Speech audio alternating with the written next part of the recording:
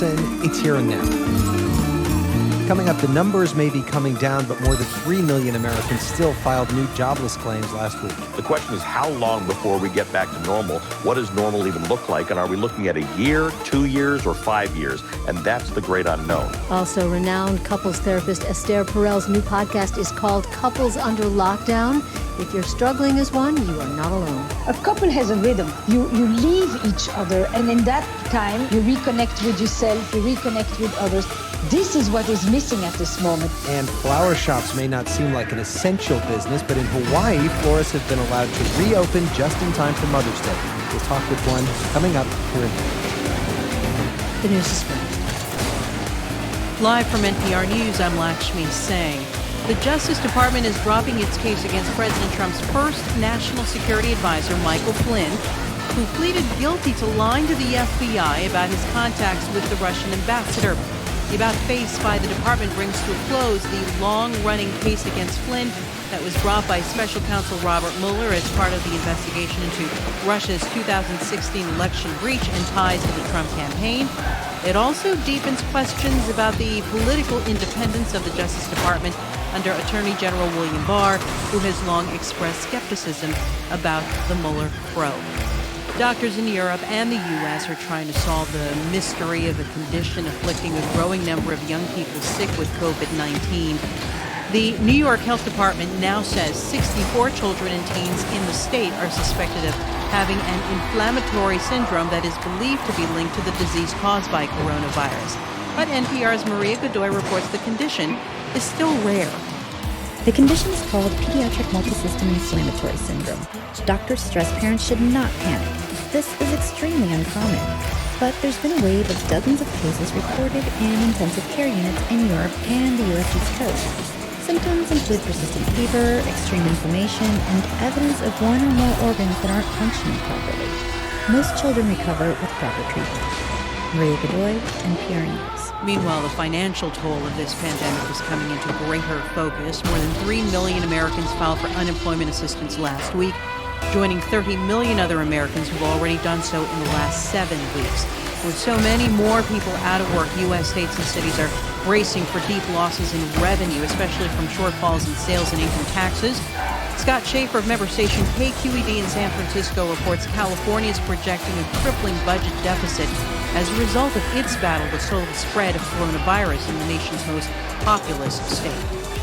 Plunging revenues combined with rising costs for health and social service programs and unanticipated expenditures to battle the coronavirus have California facing a staggering budget deficit of more than $54 billion. That's equal to nearly 37% of general fund spending for the current budget. Hardest hit will be personal income taxes, which account for 2/3 of California's revenue. However, the state has accumulated record reserves to help cushion the blow, which state officials say will fall disproportionately on low and middle-income Californians. For NPR News, I'm Scott Schaefer in San Francisco. California is confirming the first immigrant in U.S. detention to die from complications of coronavirus. The patient was among 132 people at the Otay Mesa site in San Diego, reportedly to have tested positive for the virus. Overall, roughly 30,000 people are in the custody of immigration enforcement. This is NPR News. The Italian government is encountering public outcry after some judges allowed elderly mafiosi to be released from prison because of the coronavirus pandemic. Senior citizens are among the groups most at risk of becoming severely sick with or dying from COVID-19. But NPR's Sylvia Poggioli reports the Justice Minister says the mobsters won't be allowed to remain free for long. Some 400 mobsters were allowed to leave jail in March and placed under house arrest. They include the man who strangled and dissolved in acid the 15-year-old son of a turncoat and a boss accused of ordering police killings. The move sparked outrage among relatives of mafia victims who say the mobsters are back on home turf wielding power. Justice Minister Alfonso Bonafede of the Maverick Five-Star Movement says he's drafting a decree to put the criminals back in their cells. This comes after anti-mafia prosecutor Nino Di Matteo accused Bonafede of taking back an offer to run the prison system, allegedly because of mobsters' opposition. This has further undermined the credibility of the Five-Star Movement, which had made the fight against organized crime a pillar of its platform. Silvia Pogioli, NPR News, Rome. The U.S. Supreme Court has unanimously overturned the convictions of two people who were prosecuted for their roles in 2013's Bridgegate. The High Court determined the government overreached in prosecuting Bridget Kelly and Bill Baroni. The two were convicted of fraud and conspiracy for their roles in creating massive traffic disruptions. Prosecutors say it was political revenge against the Democratic New Jersey mayor who declined to endorse then-Governor Chris Christie's re-election bid. This is NPR. Support for NPR comes from Noom, a personalized program based in psychology to help people understand their motivations, change their habits, and lead healthier lives. Learn more at Noom.com. And the listeners who support this NPR station.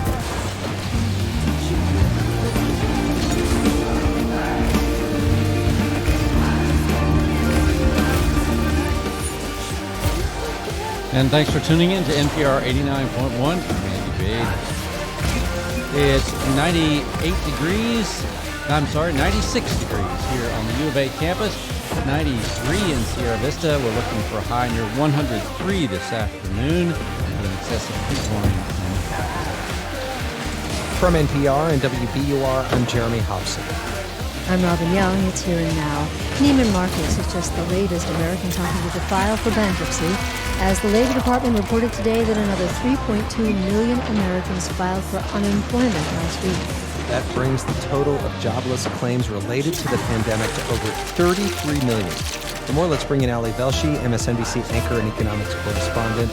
Ali, it's just millions more, week after week. How long is this expected to go on?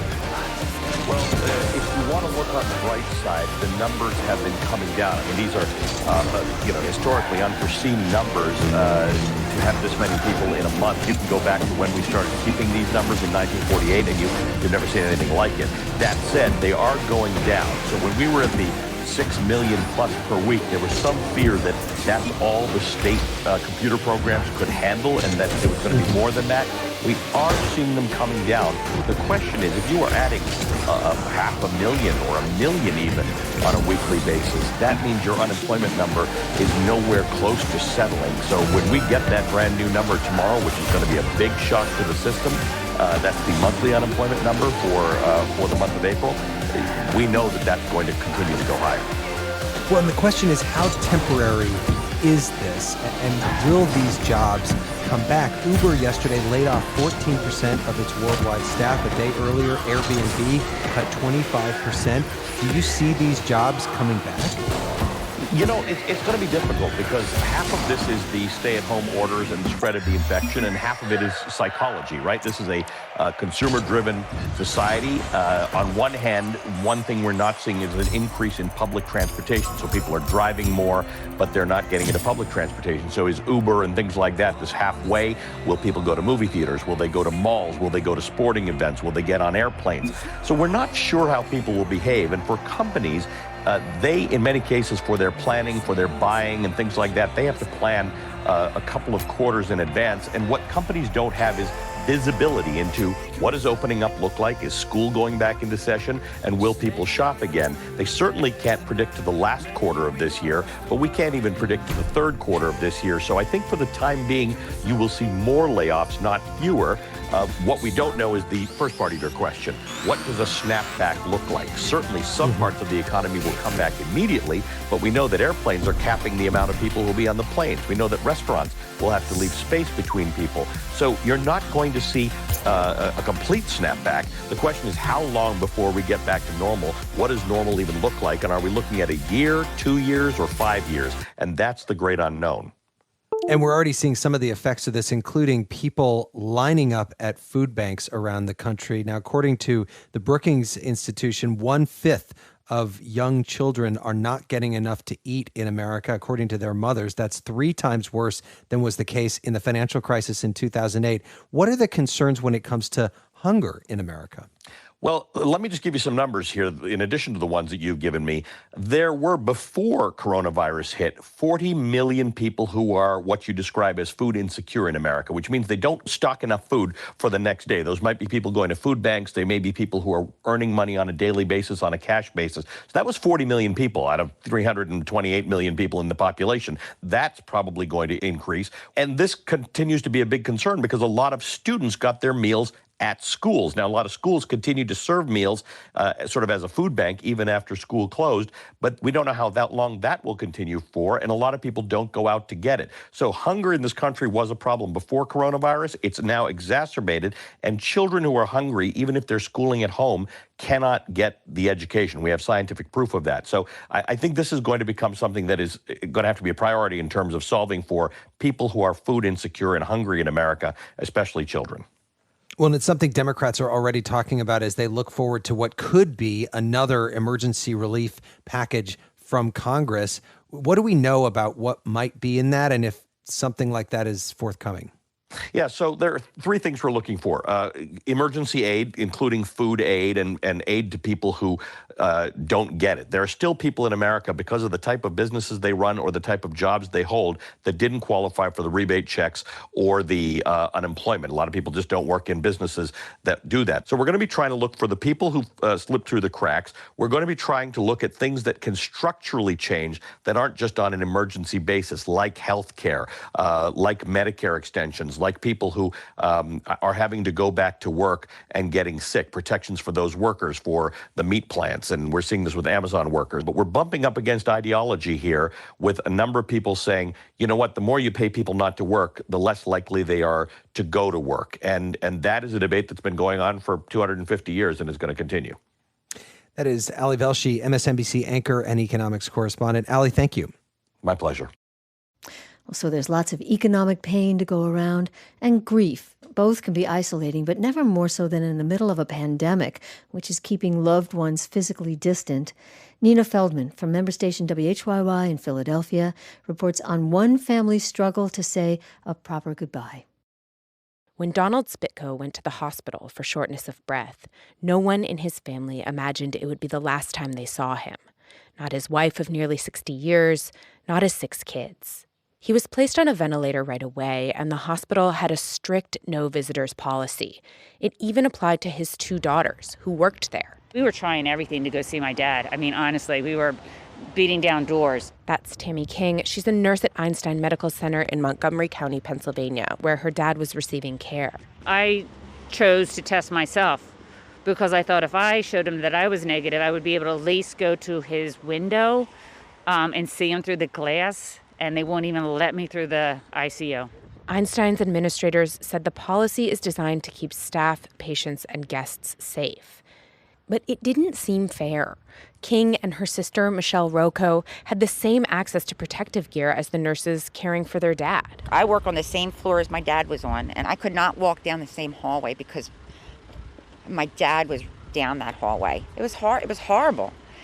I went to work as much as it hurt me, but And it's funny, I went to work because I felt closer to him. Yeah. The sisters were able to keep close tabs on their dad by talking to their colleagues who were caring for him. The whole family video chatted with him every day. But after a few weeks, it just didn't seem like he was getting any better. We never gave up hope until we kind of knew one day, just by the look on my dad's face, that it started turning empty. Is the only way I can describe it. It was an emptiness. So after 25 days, they made the decision to take him off the ventilator. The nurse caring for their father said once the tube was removed, they'd likely have about 10 minutes before Spitko stopped breathing on his own. The family gathered around an iPad and said their goodbyes. King struggled with these final moments. You couldn't go up to him and kiss him goodbye. You couldn't touch his hand. It was a very impersonal, when you're talking to an iPad. It just really stinks. Yeah. This virus, it really does. Her sister, Rocco, says she was just grateful for the time they did have. I saw more of him yesterday than I would have if we were in the hospital taking turns. The family waited. An hour passed, then another. They started telling stories about who he was, beyond just an 81-year-old man with COVID-19. He would be one of those people that if your car broke down on your tire, he would get out, and no matter what time it was, and help them get, fixed or whatever. Donald J. Spitko was a proud veteran. He loved to camp and hunt and go on long road trips with his daughters. He was the easygoing one of the parents. He would let us do anything. My mom worked night shifts because we had 6 kids in our family. So every time she left for work, my dad would say, if you sneak out of the house, just make sure you get home. After 7 virtual hours with his family, as the battery on the hospital's iPad was getting ready to die, Donald Spitko took his last breath. The next day, the sisters organized a funeral procession for their father. I'm in the parking lot at Einstein Medical in Montgomery County. It's rainy. There are about 20 or so cars, and we're driving to the funeral parlor. In the parking lot of the funeral home, family and friends got out of their cars and hovered, not sure what to do. They couldn't hug, and because everyone was wearing face masks, it was hard to tell how people were really feeling. Some of the family lined up next to a large flag with Marine insignia as the remaining cars trickled in. And then that was it. There was no viewing, no ceremony. You don't think it'll happen to you or your family. You think you're untouchable until something this fast can come upon you. It's just not right. It's backwards. The night after her father died, Tammy King went to work at the hospital. While she was there, she got a call from the nurse who'd sat with him. She said she had something to give her.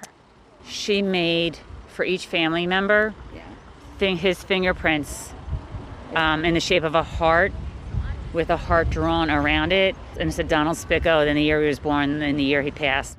The nurse caring for her father happened to also be named Tammy. King says she hopes it was of some comfort to her father to hear that name spoken by his side, since she couldn't be there herself. For Here and Now, I'm Nina Feldman. And if you've lost a loved one to COVID-19, NPR wants to remember them, starting with essential workers like grocery store clerks, mail carriers, healthcare workers. We'd like to hear their story through you. Please go to npr.org/frontlineworkers, all one word, to share your memory. You're listening to Here and Now.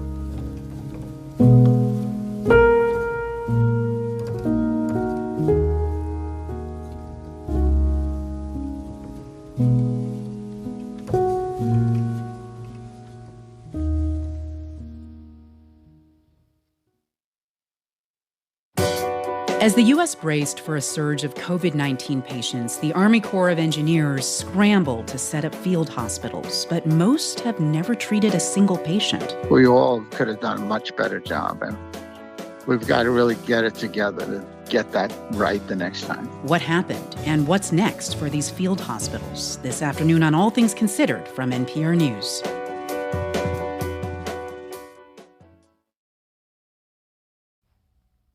I'm Jack Lepiarz. Japan is approving an experimental coronavirus treatment from California-based Gilead Sciences. The move comes just 4 days after the company submitted the drug for remdesivir for review. It was authorized by U.S. regulators last week. The Defense Department is blocking people who were hospitalized for COVID-19 from enlisting.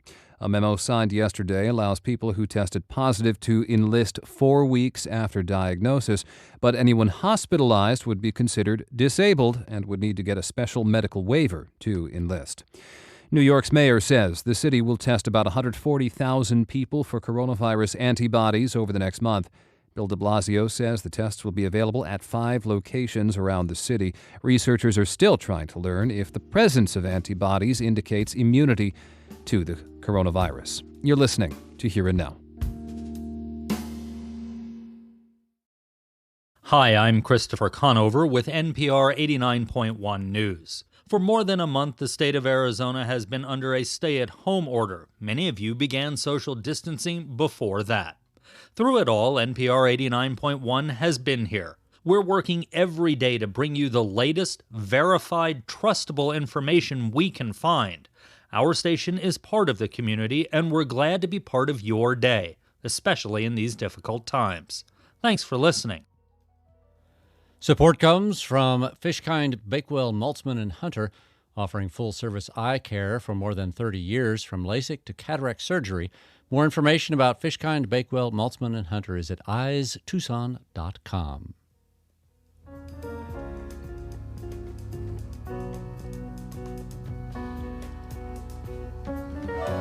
It's 96 degrees here on the U of A campus, 93 in Sierra Vista at 12:20. Funding for Here and Now comes from the listeners of WBUR Boston and your NPR station. And Noom, a personalized weight loss program designed to give people knowledge to set new goals and the tools to stick to them for good. Learn more at Noom, Noom.com.